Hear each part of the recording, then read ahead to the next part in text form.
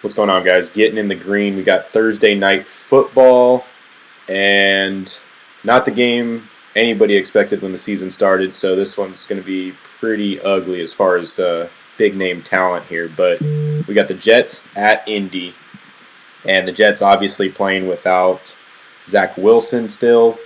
So we're going to get another look at Mike White as the starting quarterback. So yeah, I mean, let's start it off at the top. And anytime you got Indy on a slate, first name we're going to see is Jonathan Taylor.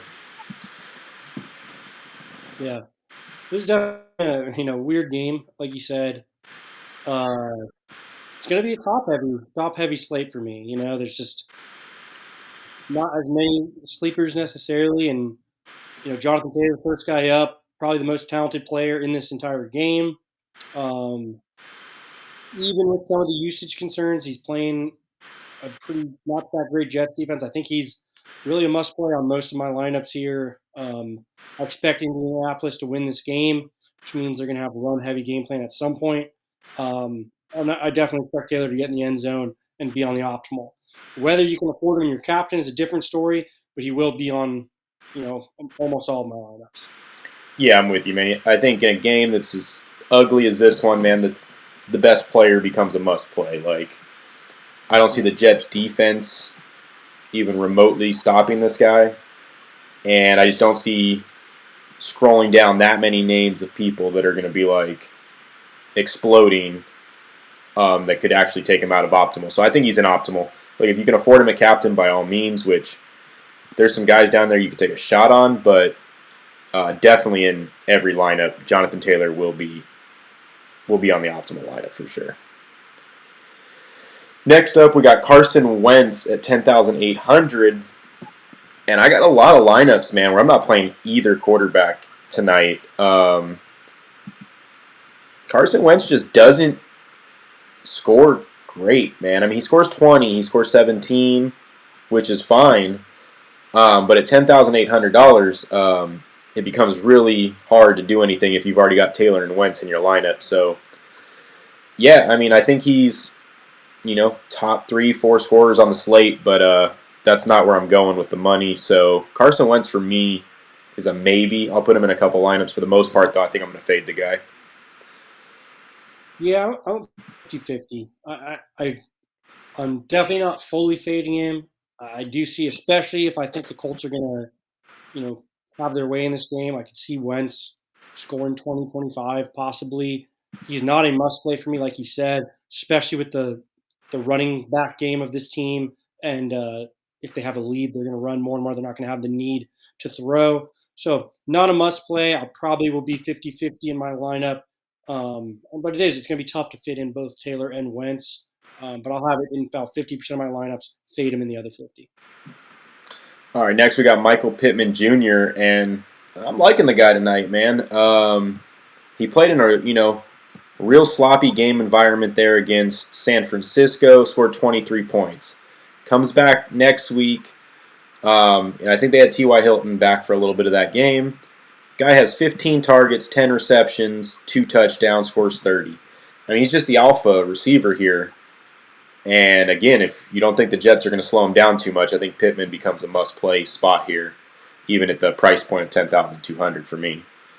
Yeah, I agree. I think Pittman is a better play than Wentz here because just the consistency of his PPR. He's clearly proved he's the number one. He's always had the talent. He's a big target there. So yeah, even if they run in a lot of these touchdowns, Pittman can still make value without scoring a touchdown, whereas Wentz maybe can't. I like Pittman. He is a safer play than Wentz, and I will be playing a lot of Pittman. He seems to really be coming into his own here and be the focal point of the offense with Taylor. All right, next we've got Mike the Legend White. This guy looked unbelievable in his only NFL start so far. Threw for 400 yards, 3 touchdowns, had 2 interceptions, but who cares in fantasy? The guy scored 31 fantasy points against a good Bengals defense. So,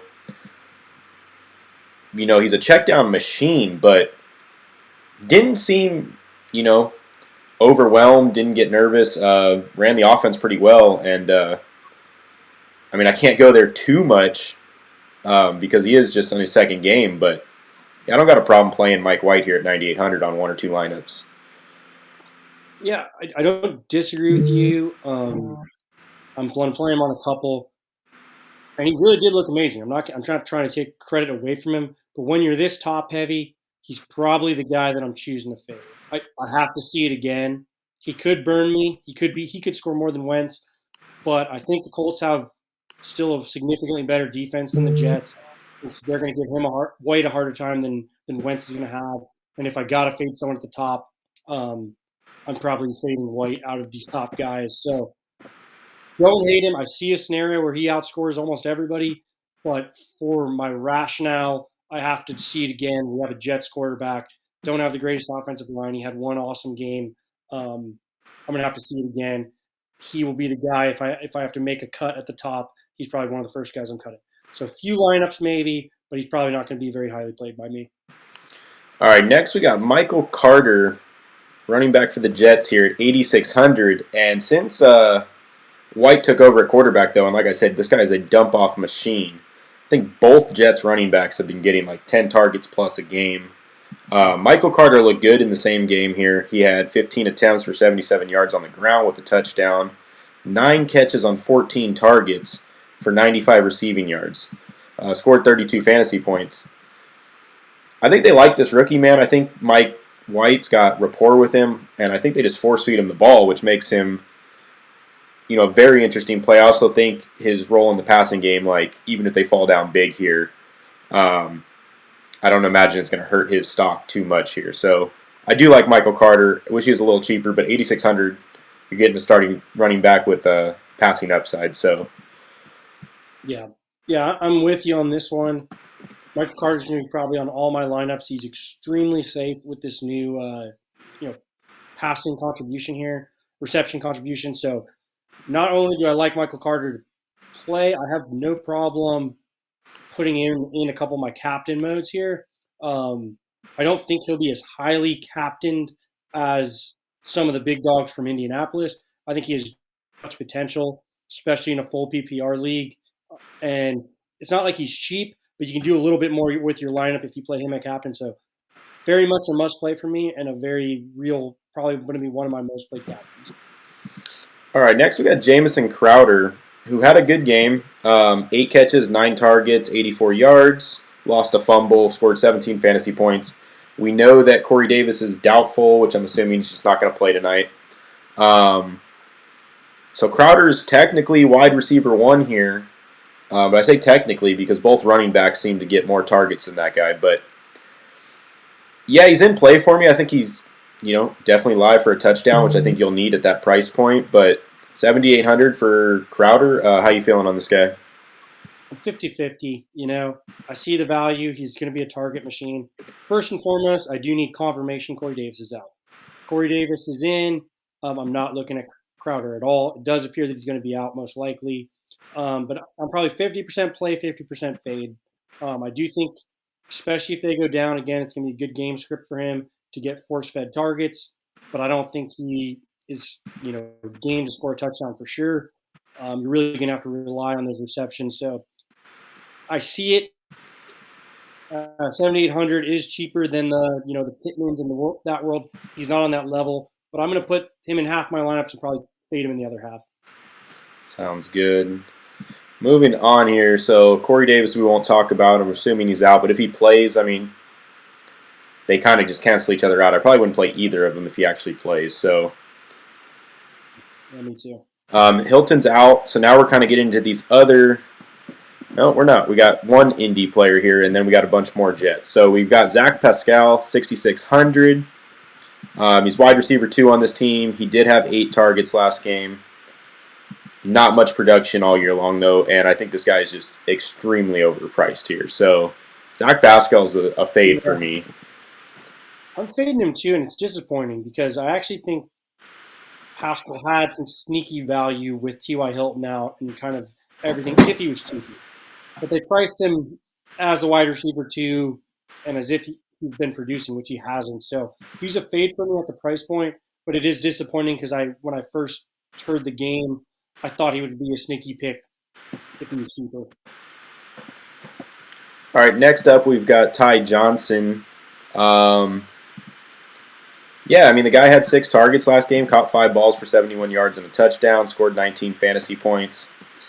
I'm with you. We talked about this earlier. I wish this guy was priced a lot cheaper here. Yeah. 6,400. Does he get enough opportunities tonight? Maybe if it's a blowout. But you really need a touchdown to get value up at that 6,000 mark. So kind of little under 50-50, I think, here on Ty Johnson. But I do see his upside. Yeah, I think I'm a little heavier on him than you are. He does come with risk. He's clearly not the starter, but his targets have been impressive. And the other thing that I like is he looks good with the ball. It's not like he's just getting force fed and getting tackled. He looks crafty with the ball. He looks like he's making big plays. So I like his receptions here. I do think the game script will be good for him. I do think they're going to be down. They'll be mixing and matching and throwing a lot of those checkdowns. So probably in like 60% of my lineups, but I do think he's overpriced for where I was hoping we could get him at. But I'm just not. I still like the potential, and I think he could get another 20-point game like he had last week. So about 50-60% of my lineups will have him.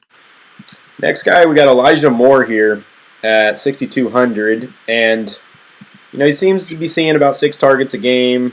Sometimes he capitalizes on them, sometimes he doesn't. Hit double-digit fantasy points the last 2 weeks. But, if I'm paying in the 6,000 range, I'd go Ty Johnson over Elijah Moore all day. So, Yeah, Elijah Moore's just overpriced here, man. that's where I'm at. Right, on paper, Elijah Moore is the wide receiver too, but like we talked about earlier, the running backs are getting so many targets. It's like when you really look at it, it's almost like a wide receiver 4 type of scenario. He has produced. There's a lot of targets to go around because they've been throwing a lot. But yeah, I'm playing more Ty Johnson there. Um, Really, I'm taking a flyer on him and hoping he gets in the end zone if I play him and trying to differentiate myself. But I don't really like him too much tonight. All right, let's scroll past these backup quarterbacks. And now we're at Nakeem Hines. And the guy's about as hit or miss as it comes. And I can't even tell you why. They gave that guy a massive contract in the offseason. And he's just not in the game script sometimes. So $5,600, I'm going to be going elsewhere just because I don't trust the guy. But if he has one of those good games, he could definitely be optimal here for somebody. Yeah, we haven't seen it in too long to make me think we can play him. And honestly, from the snap count, if you want to take a flyer and try to win the tournament there, I feel like Marlon Mack's got more value all the way down at 800.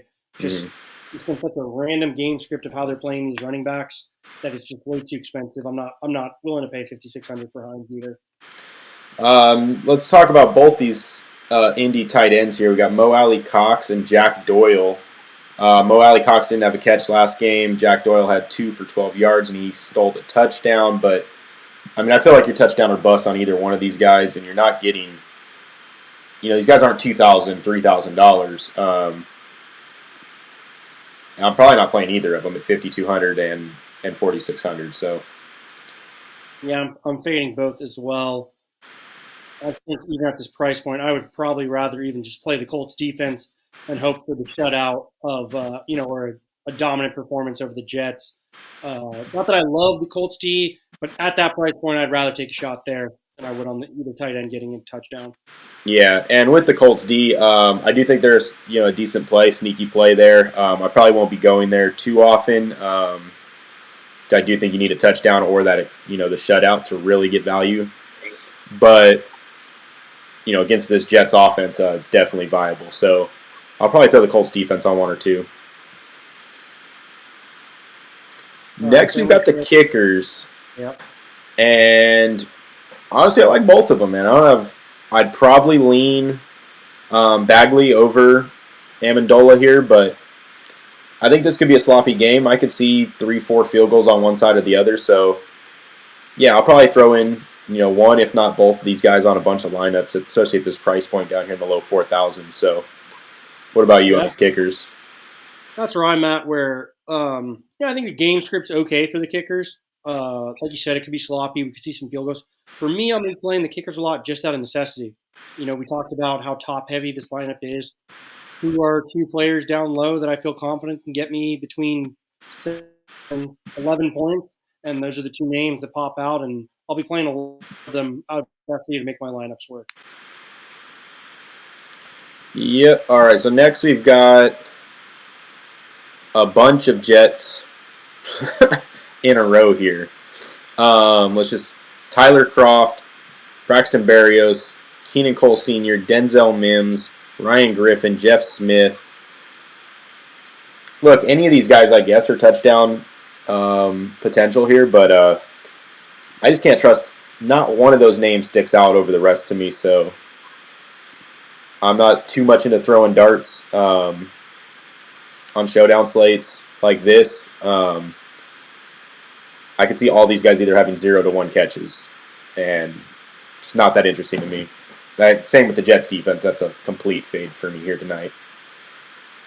Yeah, I'm not playing them, and again, I'd rather both kickers and the Colts defense to make my lineup work than to take a flyer and maybe have a mid-tier guy. So they really are just darts, and I don't like any of them to play.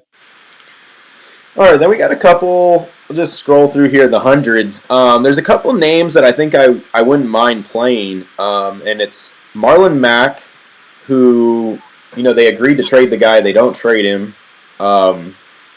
He either doesn't play at all and he gets dropped here tonight, or they just work this guy in because he is a legitimate running back still. So if there's a blowout or some kind of scenario like that, I could definitely see Marlon Mack hitting that $800 salary for you.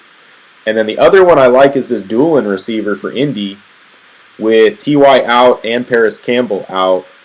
He's wide receiver 3. And we know Zach Pascal's not really taking advantage of those reps. So, this guy had 4 targets. He didn't catch a ball last game, but he's fast. If you want to go super top heavy here and play this guy at $200, hope he gets 1 catch for you. I don't think it's the worst idea tonight. Yeah, those are the only 2 guys that stick out to me. I talked a little bit about Mac earlier. Comes with a lot of risk, but he does get some games where he gets 5, 6, even 10 carries, and you're lucky enough to get him in the end zone. Definitely make value there. Yeah, Doolin I think is a little bit of a flyer, but I'd rather take one on him than I would on those Jets guys we were talking about.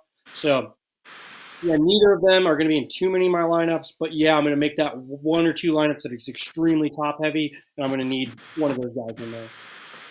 All right, guys, hit that like, hit that subscribe. Tomorrow we'll have the full breakdown for the main slate for you, as well as UFC full breakdown as well. So hit the like, hit the subscribe, and let's win some money tonight.